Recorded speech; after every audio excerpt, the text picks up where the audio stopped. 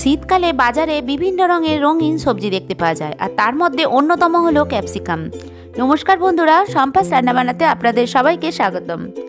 আজকে আমি শেয়ার করব ক্যাপসিকাম দিয়ে ভীষণ সুস্বাদু একটি রেসিপি, যেটা ভাত হোক বা রুটি পরোটা সবার সাথেই জমে যায়।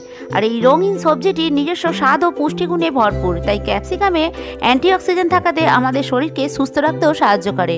আর বন্ধুরা, আপনি যদি আমার চ্যানেলে নতুন হয়ে থাকেন, চ্যানেলটি যদি এখনও সাবস্ক্রাইব না করে থাকেন, তাহলে প্লিজ বন্ধুরা ভিডিওটা একটা লাইক করে চ্যানেলটি সাবস্ক্রাইব করে পাশের নোটিফিকেশন বেলটি ক্লিক করতে ভুলবেন না, যেন যখনই আমি নতুন রেসিপির আপলোড করব তার নোটিফিকেশন সবার আগে আপনার কাছেই পৌঁছে যাবে। তাহলে আর দেরি না করে চলুন এবার রেসিপিটা চটপট শুরু করা যাক। এই রেসিপিটা বানানোর জন্য প্রথমেই আমি ফ্রাইং প্যানটাকে খুব ভালো করে গরম করে নিয়েছি। আর দেখুন বন্ধুরা, এখানে আমি মাত্র 1 চামচ পরিমাণ তেল দিলাম। এই 1 চামচ তেল দিয়েই কিন্তু পুরো রান্নাটা খুব সহজেই হয়ে যাবে। তো আপনারা সঙ্গে থাকুন, দেখতে থাকুন, দেখলেই বুঝতে পারবেন যে 1 চামচ তেল দিয়ে কীভাবে রান্নাটা আমি করি। আর দারুণ টেস্টি হয়েছিল বন্ধুরা, খুবই ভালো লেগেছিল খেতে, তাই ভাবলাম আপনাদের সঙ্গে আমি শেয়ার করি। একটু কালো জিরে ফোড়ন দিলাম তেলটা গরম হয়ে যাওয়ার পর। তবে আমি এখানে সাদা তেল ব্যবহার করছি, আপনারা চাইলে এখানে সরষের তেলও ব্যবহার করতে পারেন। তবে আমি রান্নাতে বন্ধুরা খুব বেশি তেলের ব্যবহার করি না, কম তেল দিয়ে রান্নাটা করার চেষ্টা করি। তো 1 চামচ তেল দিয়ে কিন্তু খুব সহজেই হয়ে যায়। একটু কাঁচা লঙ্কা কুচি দিলাম আর দিলাম টমেটো কুচি। আর টমেটোটা একটু কমই দিলাম, কেননা সেটা আমি পরে বলছি কেন কম দিলাম।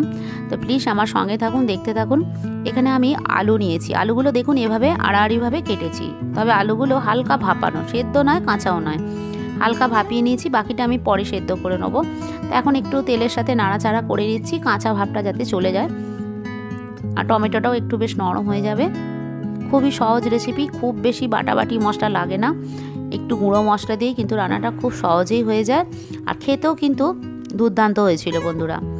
এখানে ছাড়ানো কড়াইশুঁটি দিলাম। শীতকালে তো এই কড়াইশুঁটি আরও কত রকমের সবজি পাওয়া যায় বাজারে, তাই না? বিভিন্ন রকমের সবজি পাওয়া যায়, কিন্তু তার মধ্যে ক্যাপসিকাম আর বেল পেপার কিন্তু অন্যতম। ক্যাপসিকামের জুড়ি মেলা ভার, এত উপকার, এত গুণাগুণ, সেটা আর বলার অপেক্ষা রাখে না। কোনটা ছেড়ে কোনটা বলবো। ক্যাপসিকাম খুবই উপকারী সবজি, আপনারা জানেনই অনেকে, তাও আমি আপনাদের সঙ্গে শেয়ার করলাম। 1 চামচ পরিমাণ আদা বাটা দিলাম। এই একটা মাত্রই কিন্তু বাটা মশলার এখানে ব্যবহার হবে, পেঁয়াজ বাটা রসুন বাটার কোনো প্রয়োজন নেই। তাছাড়াও কিন্তু খেতে দুর্দান্ত হয়েছিল। আর নিরামিষ দিনের জন্য তো একদম পারফেক্ট। অনেকেই শনিবার পেঁয়াজ রসুন খায় না, তো তাদের জন্য কিন্তু এই রেসিপিটা একেবারেই পারফেক্ট। আপনারাও বাড়িতে বানান বন্ধুরা। তো দেখুন এখানে 3 রকমের ক্যাপসিকাম নিয়েছি, এই সব কিছুই আমি দিয়ে দিলাম এর মধ্যে। আর ক্যাপসিকামের এত গুণাগুণ, সেটা কোনটা ছেড়ে কোনটা বলবো। লাল ক্যাপসিকাম তো চুলের জন্য খুবই ভালো, চুলের গোড়া শক্ত করে। আর হলদে ক্যাপসিকাম যেটা আছে সেটা হার্টের জন্য খুবই ভালো। আর সবুজ ক্যাপসিকামের তো বলারই শেষ হয় না, রোগ প্রতিরোধের ক্ষমতা বাড়ায়, চোখের দৃষ্টি বাড়ায়। প্রত্যেকটা ক্যাপসিকামেরই কিন্তু আলাদা আলাদা গুণ আছে। তো আপনারা শীতকালে এভাবে বানিয়ে খেতে পারেন। আর যদি আপনাদের একান্ত ইচ্ছা হয়, এখানে পেঁয়াজের ব্যবহার করতেই পারেন, প্রথমেই পেঁয়াজটা দিতে পারেন ফোড়ন দেওয়ার পর।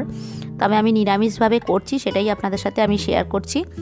নিরামিষভাবেও কিন্তু খেতে দুর্দান্ত হয়েছিল বন্ধুরা, একটা চটপটা ভাব, খুবই সুন্দর। তবে এখানেই শেষ নয়, এখনও কিছু উপকরণ দেওয়ার বাকি আছে, আপনারা সঙ্গে থাকুন। এখন পরিমাণ মতো হলুদ গুঁড়ো দিয়ে দিলাম, আর দিলাম কাশ্মীরি লঙ্কার গুঁড়ো। আমি এখানে ঝাল গুঁড়ো লঙ্কার ব্যবহার করছি না, তবে আপনারা চাইলে ঝাল গুঁড়ো লঙ্কার ব্যবহার করতেই পারেন। খুব বেশি ঝালও ভালো লাগে না, তাই অল্প করেই আমি এখানে লঙ্কার ব্যবহার করেছি। একটু কুসুম গরম জল দিলাম, দিয়ে সবটা ভালো করে নাড়াচাড়া করে নিচ্ছি, নাহলে আদাটা আর হলুদটা পুড়ে গেলে কিন্তু একেবারেই রান্নাটা বাজে হয়ে যাবে। তো হলুদ পুড়ে গেলে কালচে ভাবও হয়ে যায়, সেই জন্য জল দিয়ে একটু নাড়াচাড়া করে নিলাম ভালো করে। দেখুন এখনই কত সুন্দর দেখতে লাগছে। সব রকম এই রং বেরঙের সবজি দিয়ে কিন্তু বাচ্চাদেরও ভালো লাগবে খেতে, বড়দেরও তো ভালো লাগবেই। খুবই সুন্দর লাগছে দেখতে, একবার অবশ্যই বাড়িতে বানান। এবার পরিমাণ মতো নুন দিয়ে দিলাম।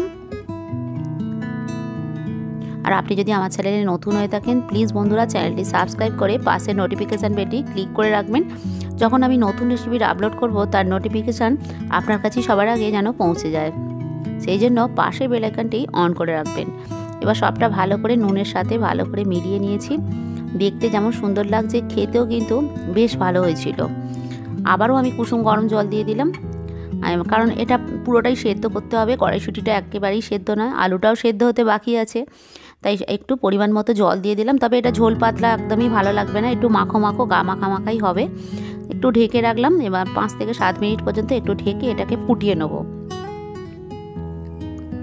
তো দেখুন আমি 7 মিনিট পর আপনাদের আমি দেখাচ্ছি।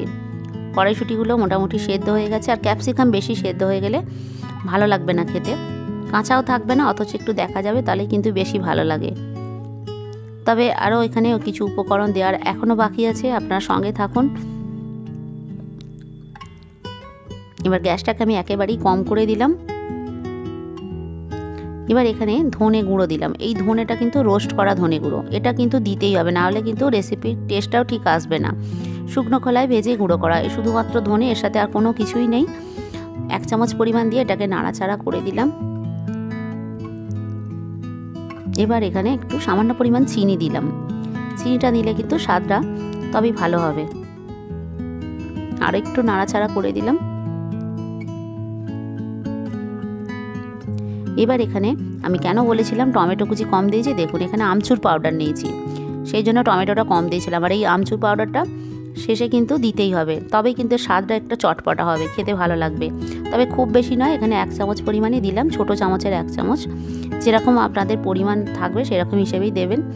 এই আমচুর পাউডারটা দিয়ে ভালো করে নাড়াচাড়া করে নিতে হবে। এটা শেষের দিকেই দিতে হবে বন্ধুরা, কারণ আমচুর পাউডার দিয়ে খুব বেশি আগুনের মধ্যে রাখা যাবে না, তাহলে কিন্তু একটা তিতকুটে ভাব হয়ে যাবে।